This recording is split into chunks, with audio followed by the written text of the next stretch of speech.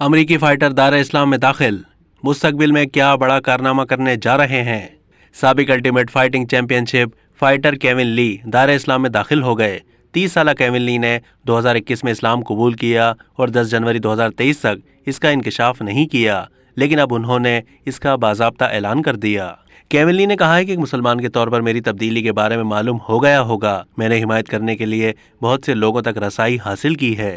मैं तमाम मैसेजेस और कॉल्स देखता हूँ जिससे मुझे प्यार महसूस होता है। केविन ली ने इजहार किया कि अल्लाह के पास हमेशा एक मंसूबा होता है और मुझे खुशी है कि मैं सही रास्ते पर हूँ। एक और ट्वीट में केविन ली ने लिखा है कि ये पोस्ट सिर्फ वजाहत करने के लिए है क्योंकि मैं सवालात देख रहा हूँ।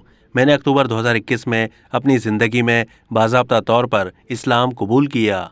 मैंने अभी हाल ही में अवामी तौर पर इसका ऐलान किया है। मैं जल्द ही एक पॉडकास्ट शुरू करना चाहता हूँ। मैं वहाँ मज़ीद गहराई में बात कर सकता हूँ।